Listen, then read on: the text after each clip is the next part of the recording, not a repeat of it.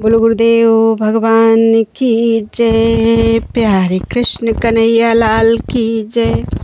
श्री भक्तमाल।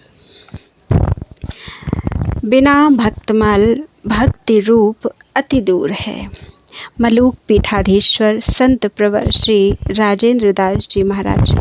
अनंत कोटि ब्रह्मांड नायक श्री भगवान की अहेतुकी कृपा से जीव को मनुष्य शरीर प्राप्त होता है। मानव जीवन का चरम लक्ष्य भगवत प्राप्ति ही है।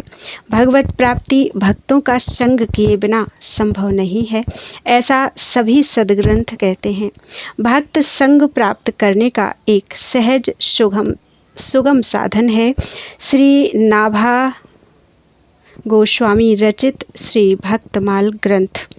इसका अध्ययन, श्रवण तथा इसमें वर्णित चरित्रों का मनन एवं अनुशीलन करने से भक्तों के संग का लाभ सहज ही प्राप्त हो जाता है। इस ग्रंथ में वर्णित भक्त गाथाओं में नवधा, प्रेम लक्षणा आदि भक्ति के विविध स्वरूपों का ज्ञान, वैराग्य, तप, त्याग, शील, सदाचार, सत्य, अहिंसा, क्षमा, दया, समानता और दैन्य आदि सद्गुणों का भक्तों की रहनी सहनी कहनी, भगवान के प्रति उनके दास्य सख्य आदि दिव्य भाव तथा श्री भगवान की भक्त वत्सलता, भक्त प्रियता, कृपालुता, सौलभ्य, सौशील्य आदि कल्याण गुणों का मनोरम वर्णन हुआ है। महापुरुषों के जीवन का अध्ययन करने से मनुष्य को अपनी भूलों का बोध होता है एवं भवाटवी से निकलकर वास्तविक सुख को प्राप्त करने की प्रेरणा मिलती है। उनके चरित्रों को हृदयंगम करने से मनुष्य की विषय वासना, दुष्कर्म प्रवृत्ति, अन्याय से अर्थोपार्जन की वृत्ति आदि समस्त दोष जड़ मूल से नष्ट हो जाते हैं। वे सभी लाभ भक्तमाल ग्रंथ के अध्ययन से प्राप्त होते हैं। तथापि इस ग्रंथ की विशिष्ट देन है अहंकार का नाश अर्थात दैन्य की उपलब्धि। इसमें वर्णित गाथाओं का प्रेम पूर्वक पठन श्रवण करने से क्रमशः अभिमान नष्ट होता है और भक्तों के हृदय का उत्कृष्ट दैन्य पाठक के हृदय में संचारित होने लगता है, जिसके परिणाम स्वरूप उसका भक्ति राज्य में प्रवेश हो जाता है। यही भक्तमाल ग्रंथ का सर्वोपरि लाभ है। वेद पुराणादि ग्रंथों में भक्त चरित्र का प्रचुर वर्णन प्राप्त होता है। प्रेमी साधु, संत, महात्मा, भागवत, वैष्णव, सज्जन, योगी, ज्ञानी, मुक्त, सिद्ध, अतीत, मुमुक्षु आदि नामों से सर्वत्र भक्त का ही वर्णन किया गया है। इन पृथक पृथक नामों से जो लक्षण हमारे आर्ष ग्रंथों में वर्णित हैं, वे भक्त के ही लक्षण हैं। ये लक्षण जिस महापुरुष के जीवन में प्रत्यक्ष हों, वह भक्त रूप से मान्य है। वैदिक वाङ्मय में विश्वामित्र, याज्ञवल्क्य, शौनक आदि ऋषियों के जो वर्णन प्राप्त हैं, वे भक्त चरित्र ही हैं। इसलिए भक्तमाल ग्रंथ के पूर्वार्ध में इन वैदिक पौराणिक ऋषियों का स्मरण किया गया है। भक्तमाल की रचना से पूर्व सभी साधक वेदादि ग्रंथों से भक्त चरित्र को हृदयंगम करते थे। प्राचीन काल में मनुष्यों की मेधा शक्ति, संस्कार, जीवन शैली, वातावरण आदि परिष्कृत और पवित्र होते थे।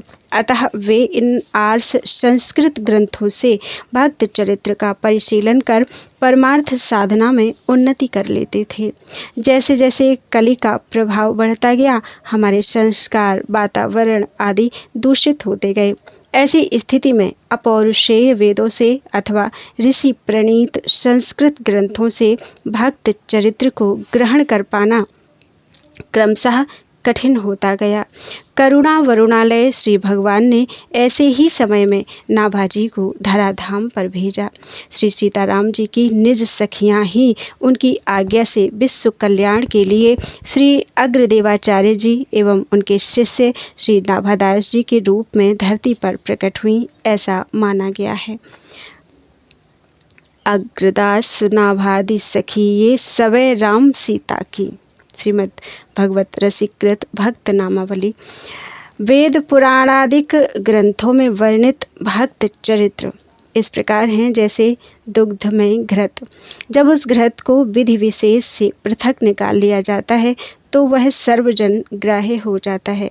इसी प्रकार गोस्वामी श्री नाभादास जी ने प्राचीन आर्ष ग्रंथों से भक्त चरित्र रूपी घृत को पृथक कर उसका प्राकृत भाषा में वर्णन किया, जिससे वह सबके लिए सुलभ हो गया। श्री नाभा जी की प्रशंसा में कहा गया है, बार बार पद बंदों श्री नाभा आभा एन, जिन काढ़्यो गाभा वेद को भक्त माल रस देन। नाभा जी ने वेदों से उसका गाभा अर्थात सार भाग निकालकर सर्वजन हिताय भक्तमाल ग्रंथ की रचना की। भक्तमाल के प्रारंभ में ग्रंथ रचना का उद्देश्य एवं विषय वस्तु आदि का वर्णन इस प्रकार किया गया है। संतन निर्णय कियो मथि श्रुति पुराण इतिहास, भजिवे को दोई सुघर कै हरिदास। श्री गुरु अग्रदेव आज्ञा दई, भक्तन को जस गाऊ, भवसागर के तरन को नाहिन और उपाऊ। वेद पुराण इतिहास आदि ग्रंथों का अवलोकन कर संतों ने एक स्वर में यह निर्णय दिया कि मुमुक्षु जीव को श्री भगवान एवं उनके भक्तों का ही भजन करना चाहिए। भगवान के अनंत गुण लीला एवं महिमा का यथासंभव वर्णन वाल्मीकि व्यास आदि ऋषियों ने किया ही है। अब उनके भक्तों के मंगलमय चरित्रों का पुष्कल वर्णन किया जाए। यह विचार कर श्री अग्रदेवाचार्य जी ने अपने शिष्य श्री नारायण दास जी को भक्तों का यशोगान करने की आज्ञा दी। नाभा जी को भक्तों का यशोगान करने की आज्ञा प्रदान की, क्योंकि भक्तों का आश्रय लिए बिना इस भवसागर से पार जाने का और कोई उपाय नहीं है। गुरुदेव की आज्ञा श्रवण कर नाभा जी ने हाथ जोड़कर उनसे प्रार्थना की। बोल्यो कर जोरिया को पावत न और छोर, गाऊं राम कृष्ण नहीं पाऊं भक्ति दाव को। कही समुझाई बोई हृदय आई, कहें सब जिन ले दिखाए दई सागर में नाव को। गुरुदेव, मैं भक्तों का चरित्र कैसे वर्णन कर सकूंगा। श्री राम कृष्ण आदि अवतारों की लीला का गान करना कदाचित सुगम है, किंतु संतों के अपार भाव रहस्यों को समझना कठिन है। तब श्री अग्रदेवाचार्य जी ने उन्हें आशीर्वाद दिया कि जिस भक्त का तुम स्मरण करोगे वे स्वयं तुम्हारे हृदय में आकर अपने स्वरूप को कह देंगे। श्री गुरुदेव से यह अमोघ आशीर्वाद प्राप्त कर श्री नाभा जी भक्तमाल के प्रणयन में प्रवृत्त हुए। जिस प्रकार श्रीमद् भागवत महर्षि वेद व्यास जी की समाधि भाषा है, उसी प्रकार भक्तमाल को नाभा जी की समाधि वाणी माना जाता है। इसीलिए सभी धर्म संप्रदायों के अनुयायी विद्वानों ने यह स्वीकार किया है कि इस ग्रंथ में किया गया भक्त गाथाओं का वर्णन सर्वथा यथार्थ है। इसमें किसी प्रकार के पूर्वाग्रह अथवा पक्षपात का कोई स्थान नहीं है। श्री नाभा जी के समय के ही रसिक संत श्री ध्रुवदास जी ने कहा है, भक्त नारायण भक्त सब धरे हिये दृढ़ प्रीति, परनी आछी भांति सो जैसी जाकी रीति।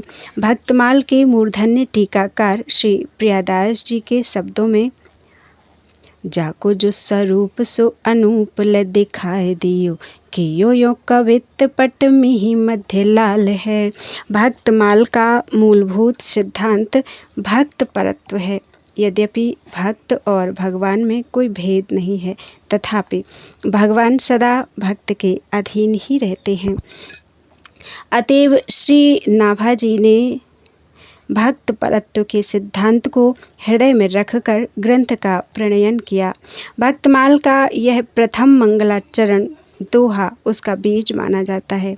भक्त भक्त भक्ति भगवंत गुरु चतुर नाम बपु एक, इनके पद बंदन किए नासत बेघ्न अनेक।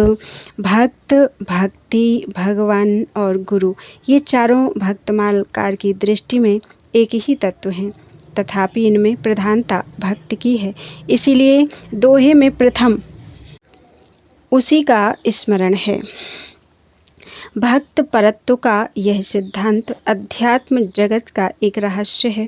यद्यपि यह वेदादिक ग्रंथों में अनेकशः वर्णित है, किंतु इसे सुगमतापूर्वक हृदयंगम करने के लिए भक्तमाल का अध्ययन अपेक्षित है। राष्ट्र का उज्ज्वल भविष्य मनुष्यों के चरित्र पर ही निर्भर करता है। केवल भौतिक उपलब्धियों का विकास किसी राष्ट्र को सुखी नहीं बना सकता, जब तक उसके नागरिकों का चरित्र श्रेष्ठ ना हो। इस दृष्टि से भक्तमाल ग्रंथ बहुत उपयोगी है। इसके पठन श्रवण से अनायास चरित्र निर्माण की प्रक्रिया प्रारंभ हो जाती है। ग्रंथ में वर्णित भक्त गाथाओं का यह अद्भुत प्रभाव है कि भावपूर्वक उनका अनुशीलन करने वाला निश्चित ही उज्ज्वल चरित्र से संपन्न हो जाता है। स्वार्थ की भावना मानव चरित्र को दूषित करती है।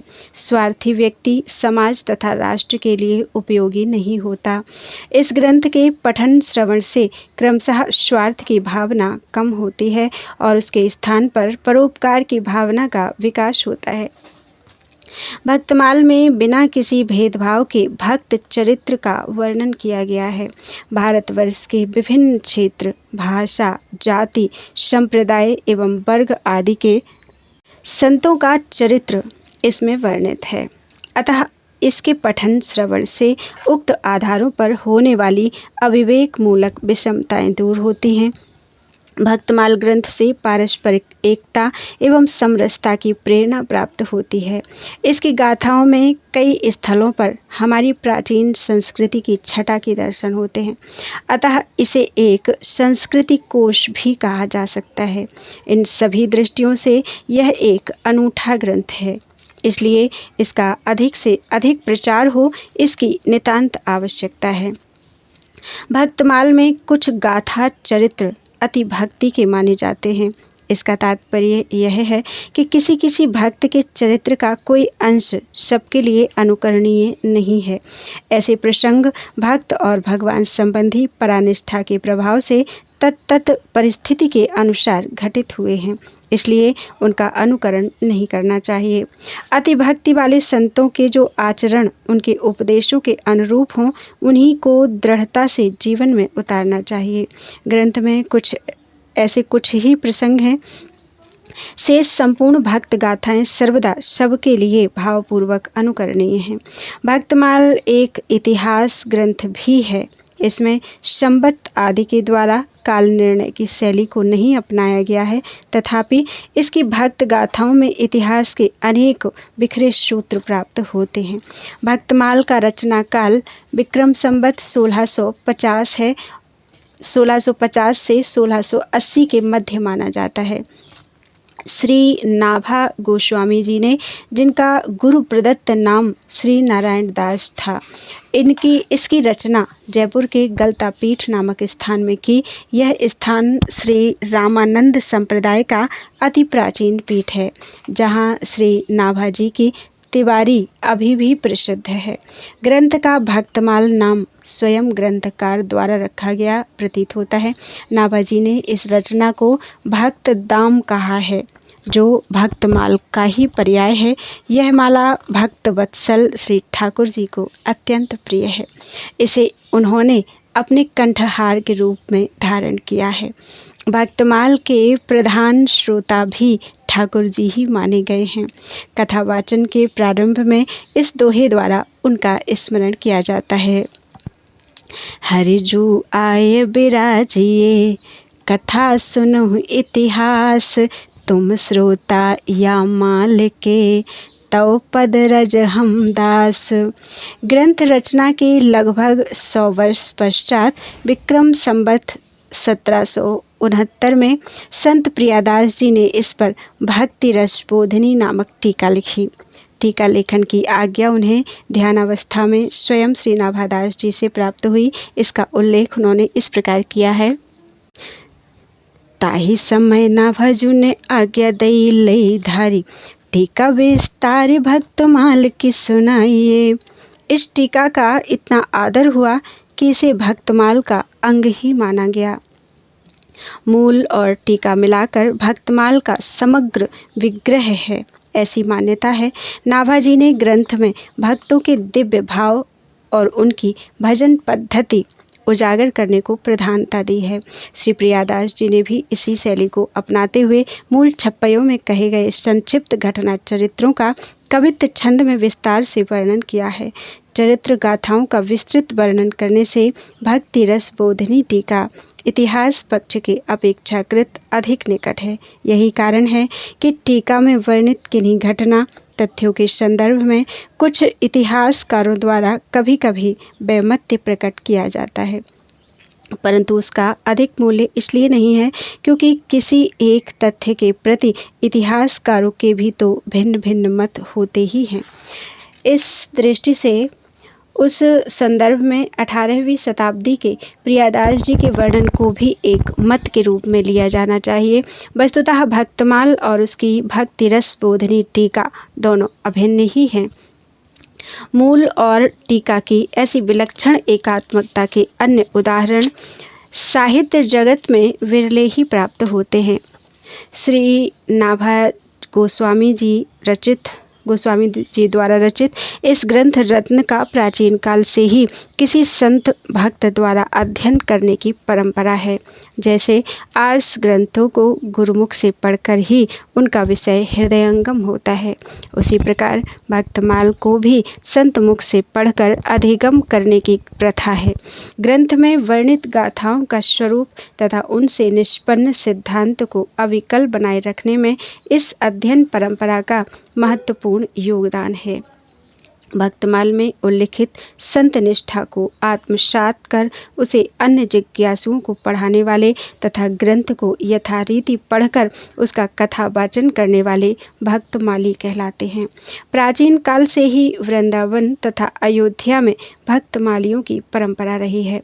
पूज्य श्री माधवदास जी, पूज्य श्री जगन्नाथ प्रसाद जी, पूज्य श्री गिरिधारी दास जी, सद्गुरुदेव श्री गणेश दास जी, श्री मथुरा दास जी तथा सुविख्यात प्रवक्ता श्री नारायण दास जी, मामा जी आदि अनेक भक्तमाली श्री वृंदावन में हुए हैं, जिनके प्रयास से इस अनुपम ग्रंथ की अध्ययन अध्यापन परंपरा आज तक अक्षुण्ण बनी हुई है। इसमें श्री जगन्नाथ प्रसाद जी भक्तमाली वर्तमान युग में इस ग्रंथ के मुख्य प्राध्यापक मनीषी हुए हैं। आप ही की आज्ञा से पूज्य श्री गणेश दास जी महाराज एवं श्री रामेश्वर दास जी रामायणी इन दोनों ने ग्रंथ की बृहद व्याख्या लिखी, जो सुदामा कुटी आश्रम वृंदावन से प्रकाशित है। ये सब प्रयास होने पर भी जन जन में भक्तमाल का व्यापक प्रचार हो, इसकी आवश्यकता बनी हुई है। सत्य सनातन धर्म के सुदृढ़ स्तंभ के रूप में प्रतिष्ठापित गीता प्रेस गोरखपुर ने सन 2013 में कल्याण के वार्षिकांक के रूप में भक्तमाल विशेषांक प्रकाशित कर इस दिशा में महत्वपूर्ण कार्य किया। परम प्रसन्नता का विषय है कि अब गीता प्रेस द्वारा व्याख्या सहित भक्तमाल ग्रंथ का प्रकाशन किया जा रहा है। इस प्रकाशन से प्राचीन एवं अर्वाचीन सभी संत भक्तमालियों की ग्रंथ के व्यापक प्रचार की अभिलाषा निश्चित पूर्ण होगी। श्री भक्तवत्सल प्रभु के चरणों में यही प्रार्थना है कि इस कार्य में सहयोगी रहे, सभी सज्जनों को वे अपनी पराभक्ति प्रदान करें। सद्गुरुदेव श्री गणेश दास जी महाराज द्वारा रचित इन पंक्तियों का स्मरण करके लेखनी को विराम देते हैं। इस धन्य नाभा भारती की आरती आरती हरे, यह भक्त भगवत की कथा सब विश्व का मंगल करे। सभी संत भक्तों के चरणों में सादर नमन करते हुए ये शब्द पुष्प प्रभु चरणों में समर्पित हैं। ये श्री मलूक पीठाधीश्वर संत प्रवर श्री राजेंद्र दास जी महाराज के शब्द थे। आगे है भागवत भक्तों द्वारा की गई प्रार्थना। मंत्र दृष्टा ऋषि की प्रार्थना। ओम वांग में मनसि प्रतिष्ठिता मनो में वाचि प्रतिष्ठितम् आविराविर्म एधि वेदस्य मा आडिस्थः श्रुतं मे मा प्रहासीः अनेनाधीतेनाहोरात्रान् दधाम्य ऋतं वदिष्यामि सत्यं वदिष्यामि तन्मामवतु तद्वक्तारम् अवतु माम् अवतु वक्तारम् ओम शांति शांति शांति। हे सच्चिदानंद स्वरूप परमात्मन, मेरी वाणी मन में स्थित हो जाए और मन वाणी में स्थित हो जाए, अर्थात मेरे मन वाणी दोनों एक हो जाएं। हे प्रकाश स्वरूप परमेश्वर, आप मेरे लिए प्रकट हो जाइए। हे मन और वाणी, तुम दोनों मेरे लिए वेद विषयक ज्ञान की प्राप्ति कराने वाले बनो। मेरा गुरुमुख से सुना हुआ और अनुभव में आया हुआ ज्ञान मेरा त्याग ना करे, मैं उसे कभी ना भूलूं। मेरी इच्छा है कि अपने अध्ययन द्वारा मैं दिन और रात एक कर दूं, अर्थात रात दिन निरंतर ब्रह्म विद्या का पठन और चिंतन ही करता रहूं। मैं वाणी से श्रेष्ठ शब्दों का उच्चारण करूंगा, सर्वथा सत्य बोलूंगा। वे परब्रह्म परमात्मा मेरी रक्षा करें, वे मुझे ब्रह्म विद्या सिखाने वाले आचार्य की रक्षा करें, वे मेरी रक्षा करें और मेरे आचार्य की रक्षा करें, आचार्य की रक्षा करें।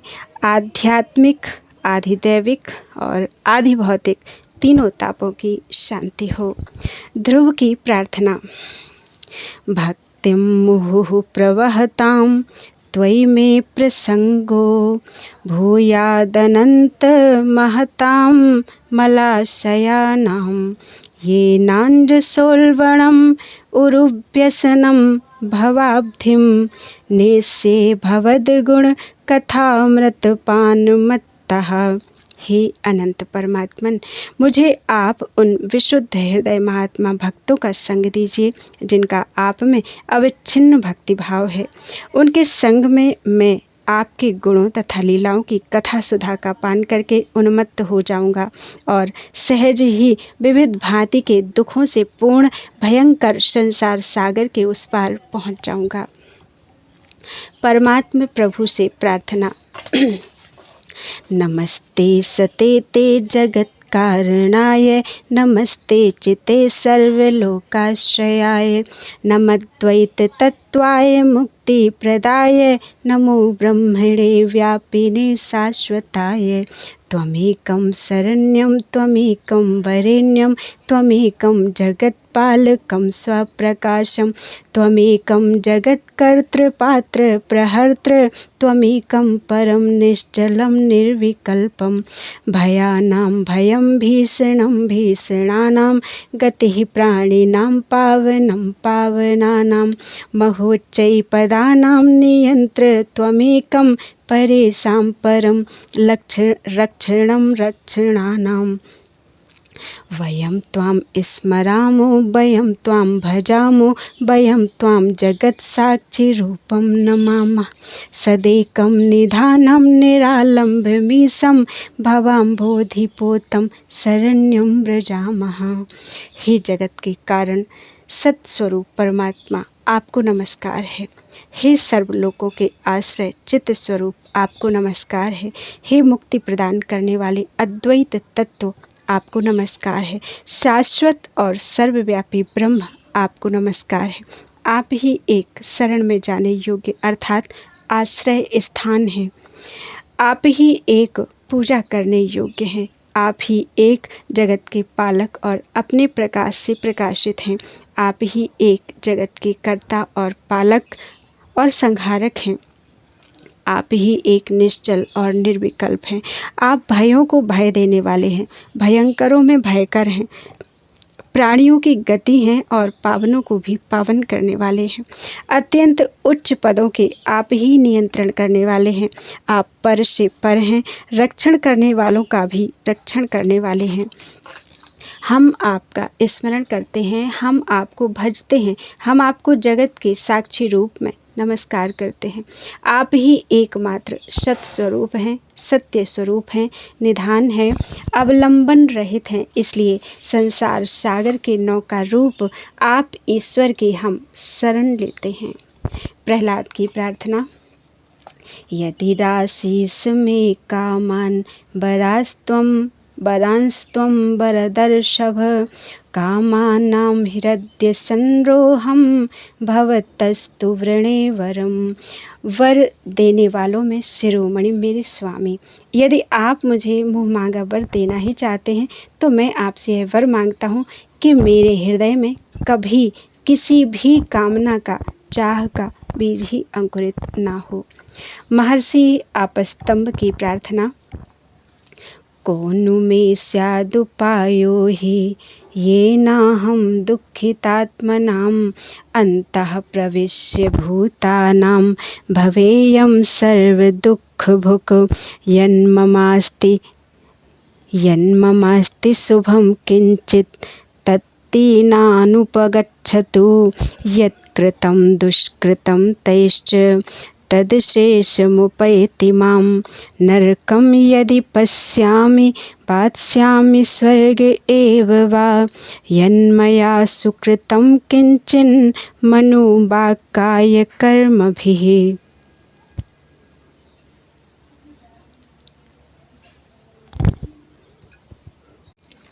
कृतं तेनापि दुःखार्ताः सर्वे यान्तु शुभां गतिम्।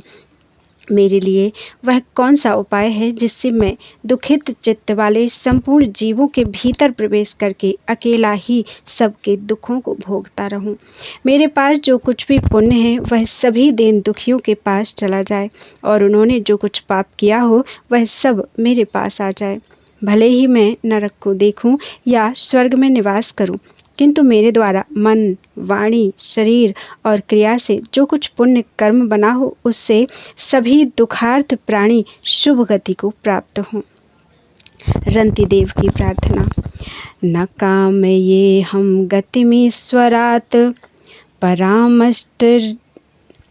परामष्टर्धियुक्तां पुनर्भवं वा। आर्तिं प्रपद्येऽखिलदेहभाजाम्, अंतस्थितो येन भवन्ते दुःखाः। मैं भगवान से आठों सिद्धियों से युक्त परम गति और अपुनर्भव अर्थात मोक्ष नहीं चाहता। मैं केवल यही चाहता हूँ कि समस्त प्राणियों के हृदय में स्थित होकर उन सब के सारे दुख मैं ही भोगूं, जिससे फिर किसी भी प्राणी को दुख ना हो, सभी दुख से सदा के लिए छूट जाएं। वृत्तासुर की प्रार्थना।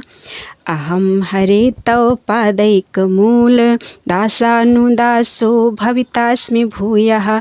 मनः स्मरेतासुपतेर्गुणास्ते, गृणीत वाक् कर्म करोतु कायः। न नाकपृष्ठं न च पारमेष्ठ्यं, न सार्वभौमं न रसाधिपत्यं, न योगसिद्धिर्पुनर्भवं वा। समञ्जस्त्वा विरहय्यकाङ्क्षे, अजातपक्षा इव मातरं खगाः। स्तन्यं यथा वत्सतरा क्षुधार्ताः, प्रियं प्रिये व्यव्युषितं विषण्णा, मनोअरविन्दाक्ष दिद्रक्षते त्वां। हे हरे, आप मुझ पर ऐसी कृपा कीजिए कि अनन्य भाव से आपके चरण कमलों के आश्रित सेवकों की सेवा करने का अवसर मुझे अगले जन्म में भी प्राप्त हो। हे प्राणनाथ, मेरा मन आपके मंगलमय गुणों का स्मरण करता रहे, मेरी वाणी उन्हीं का गान करे और शरीर आपकी ही सेवा में संलग्न रहे। हे सर्व सौभाग्य निधि, मैं आपको छोड़कर न स्वर्ग चाहता हूँ, न ब्रह्मा का पद, न संपूर्ण भूमंडल का साम्राज्य, न रसातल का एक छत्र राज्य, और न योग की सिद्धियाँ ही, यहाँ तक कि मैं अपुनर्भव अर्थात मोक्ष भी नहीं चाहता। जैसे पक्षियों के बिना पाँख उगे बच्चे अपनी माँ की बाट जोहते रहते हैं, जैसे भूखे बछड़े अपनी माँ गऊ का दूध पीने के लिए आतुर रहते हैं, और जैसे वियोगिनी पत्नी अपने प्रवासी प्रियतम से मिलने के लिए व्याकुल रहती है, वैसे ही हे कमल नयन, मेरा मन आपके दर्शन के लिए छटपटा रहा है। भीष्म की प्रार्थना। त्रिभुवन कमनं तमालवर्णं रविकर गौरवराम्बरं दधाने बपुरलकुलावृताननाब्जं विजय सखे रतिरस्तु मेन वद्या। जिनका दिव्य देह त्रिभुवन सुंदर एवं श्याम तमाल के समान श्याम वर्ण है, जिस पर सूर्य की रश्मियों के समान श्रेष्ठ पीतांबर लहराता रहता है, और कमल सदृश श्रीमुख पर घुंघराली अलकावली लटकती रहती है। उन अर्जुन के सखा श्री कृष्ण में मेरी निष्कपट रति प्रीति हो। कुंती की प्रार्थना। विपदाः सन्तु न सस्वतत्र तत्र जगद्गुरो भवतो दर्शनं यत् स्याद् पुनर्भव दर्शनं जन्मैश्वर्यश्रुतश्रीभिरेधमान मदः पुमान् नैवार्हत्यभिधातुं वै त्वामकिञ्चन गोचरं नमो किञ्चन वित्ताय निवृत्त गुणवृत्तये आत्मा रामाय शांताय कैवल्यपतये नमः। जगतगुरु श्री कृष्ण हम लोगों के जीवन में सर्वदा पद पद पर विपत्तियां आती रहे, क्योंकि विपत्तियों में ही निश्चित रूप से आपके दर्शन हुआ करते हैं, और आपके दर्शन होने पर फिर पुनर्जन्म का चक्र मिट जाता है। ऊंचे कुल में जन्म, ऐश्वर्य, विद्या और संपत्ति के कारण जिसका मद बढ़ रहा है, वह मनुष्य तो आपका नाम भी नहीं ले सकता, क्योंकि आप तो उन लोगों को दर्शन देते हैं जो अकिंचन हैं। आप अकिंचनों के, जिनके पास कुछ भी अपना नहीं है, उन निर्धनों के परम धन हैं। आप माया के प्रपंच से सर्वथा निवृत्त हैं, नित्य आत्माराम और परम शांत स्वरूप हैं। आप ही कैवल्य मोक्ष के अधिपति हैं। मैं आपको बार बार नमस्कार करती हूँ। विल्ब मंगल की प्रार्थना।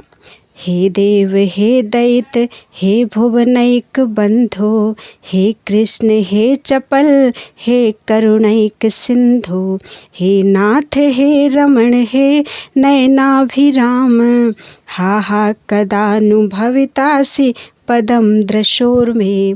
हे देव हे दैत हे त्रिभुवन के अद्वितीय बंधु, हे कृष्ण हे लीलामय हे करुणा के एकमात्र सिंधु, हे नाथ हे प्रियतम हे नयनाभिराम, हाय हाय मैं तुम्हारे चिन्मय स्वरूप को कब देख पाऊंगा। श्री शंकराचार्य की प्रार्थना। अभिनयम अपनय विष्णुदमय मनः समय विषय मृग तृष्णाम, भूत दयाम विस्तारय तारय संसार सागर तः, दिव्य धुनीम करंदे परिमल परिभोग सच्चिदानंदे, श्रीपति पदारविंदे भव भय खेदच्छिते बंदे, सत्यपि भेदापग में नाथ तवाहं नमाम कीनस्त्वं, सामुद्रो हि तरंग क्वचन समुद्रो न तारंगः, उद्धृत नग नग भिदनुज दनुज कुला मित्र मित्र शशि दृष्टे, दृष्टे भवति प्रभवति न भवति किं भवति रस्कारः, मत्स्यादिभिरव तारैरवतारवता सदा वसुधाम, परमेश्वर परिपाल्यो भवता भवताप भीतोऽहं, दामोदर गुण मंदिर सुंदर वदनारविंद गोविंद, भव जलधि मथन मंदर परमं दरं पनय त्वं मे, नारायण करुणामय शरणं करवाणि तावकौ चरणौ, इति षट्पदी मदीये वदन सरोजे सदा वसतु। हे भगवान विष्णु मेरा अभिनय दूर कीजिए, मेरे मन का दमन कीजिए और विषयों की मृग तृष्णा को शांत कर दीजिए। जगत में प्राणी मात्र के प्रति दया भावना का विस्तार कीजिए और इस संसार सागर से मेरा उद्धार कीजिए। मैं भगवान श्रीपति के उन चरणार विंदों की वंदना करता हूँ जिनका मकरंद गंगा और सौरभ सच्चिदानंद है तथा जो संसार के भय का तथा खेद का छेदन करने वाले हैं। हे नाथ, भेद वस्तुतः मुझ में और आप में भेद नहीं है, तथापि मैं ही आपका हूँ, आप मेरे नहीं हैं, क्योंकि तरंग ही समुद्र की होती है, समुद्र तरंग का कहीं नहीं होता। हे गोवर्धन गिरि को उठाने वाले, हे इंद्र के अनुज वामन, हे दानव कुल के शत्रु, हे सूर्य चंद्र रूपी नेत्र वाले, आपके सदृश प्रभु के दर्शन हो जाने पर क्या भाव जन्म मरण का लोप नहीं हो जाता। हे परमेश्वर, मत्स्यादि अवतारों में अवतरित होकर वसुधा की सर्वदा रक्षा करने वाले, आपके द्वारा संसार के तापों से भयभीत क्या मैं रक्षा के योग्य नहीं हूँ। हे गुणों के मंदिर दामोदर, हे सुंदर मुखार बिंद वाले गोविंद, संसार सागर का मंथन करने के लिए मंदर पर्वत मेरे महान भय को आप मिटाइए। हे करुणामय नारायण, मैं सब प्रकार से आपके चरणों की शरण ग्रहण करूं। यह 6 पदों के रूप में की गई प्रार्थना रूप भ्रमरी सदा मेरे मुख कमल में निवास करे। श्री यमुनाचार्य की प्रार्थना। न धर्मनिष्ठोऽस्मि न चात्मवेदी न भक्तिमास्त्वच्चरणारविन्दे अकिञ्चनोऽनन्यगतिः शरण्यं त्वत्पादमूलं शरणं प्रपद्ये। न निन्दितं कर्म तदस्ति लोके सहस्रशो यन्न मया व्यधायि। सोऽहं विपाकावसरे मुकुन्द क्रन्दामि सम्प्रत्यगतिस्तवाग्रे। निमज्जतोऽनन्त भवार्णवान्तश्चिराय मे कुलमिवासि लब्धः। त्वयापि लब्धं भगवन्निदानीम् अनुत्तमं पात्रमिदं दयायाः। मैं ना धर्मनिष्ठ हूँ, ना आत्मज्ञानी हूँ और ना आपके चरणारविंदों का भक्त ही हूँ। मैं तो अकिंचन हूँ, अनन्य गति हूँ और शरणागत रक्षक आपके चरण कमलों की शरण आया हूँ। संसार में ऐसा कोई निंदित कर्म नहीं है जिसको हजारों बार मैंने ना किया हो। ऐसा मैं अब फल भोग के समय पर विवश अन्य साधनहीन होकर हे मुकुंद आपके आगे बारंबार रोता क्रंदन करता हूँ। अनंत महासागर के भीतर डूबते हुए मुझको आज अति विलंब से आप तट रूप होकर मिले हैं और हे भगवान, आपको भी आज यह दया का अनुपम पात्र मिला है। श्री निम्बकाचार्य की प्रार्थना। अंगे तु वामे वृषभानुजामुदा विराजमानामनुरूप सौभगां। सखी सहस्रैः परिसेवितां सदा स्मरेम देवी सकलेष्ट कामदाम। जो उन्हीं श्याम सुंदर श्री कृष्ण के वामांग में प्रसन्नता पूर्वक विराजमान हो रही हैं, जिनका रूपशील सौभाग्य अपने प्रियतम के सर्वथा अनुरूप है। सहस्रों सखियां सदा जिनकी सेवा के लिए उद्यत रहती हैं, उन संपूर्ण अभीष्ट कामनाओं को देने वाली देवी वृषभानु नंदिनी श्री राधा का हम सदा स्मरण करें। श्री चैतन्य देव की प्रार्थना। न धनम न जनम न सुंदरी कवितां वा जगदीश कामये। मम जन्मनि जन्मनीश्वरे भवताद् भक्तिर्हेतु की त्वयि। नयनं गलदश्रुधारया वदनं गदगदरुद्धया गिरा। पुलकैर्निश्चितं वपुः कदा तव नाम ग्रहणे भविष्यति। हे जगदीश, मुझे धन जन कामिनी कविता कुछ भी नहीं चाहिए, मुक्ति भी नहीं चाहिए। बस जन्म जन्म में मेरी आप ईश्वर में अहेतु की भक्ति हो। हे गोविंद, वह दिन कब होगा जब आपका नाम लेने पर मेरी आँखों में अविरल अश्रुधारा प्रवाहित हो जाएगी, मेरी वाणी प्रेमावेग से गदगद हो जाएगी और मेरा शरीर पुलकित हो जाएगा। श्री सूरदास जी की प्रार्थना। तुम तजी और कौन पे जाऊं, काके द्वार जाई सिरनाऊं। पर हथ कहा बिकाऊं, ऐसो को दाता है समरथ जाके दिए अघाऊं। अंत काल तुमरो सुमिरन गति, अनत कहूँ नहीं पाऊं। रंक अयाची कियो सुदामा, दियो अभय पद ठाऊं। काम धेनु चिंतामणि दीनो, कल्प वृक्ष तर छाऊं। भव समुद्र अति देखि भयानक, मन में अधिक डराऊं। की जय कृपा सुमिर अपनोपन, सूरदास बलि जाऊं। गोस्वामी श्री सूरदास तुलसीदास जी की प्रार्थना। अर्थ न धर्म न काम रुचि, गति न चाहूँ निर्वाण। जन्म जन्म रति राम पद, यह वरदान न आन। मोह सम दीन न दीन हित, तुम समान रघुवीर।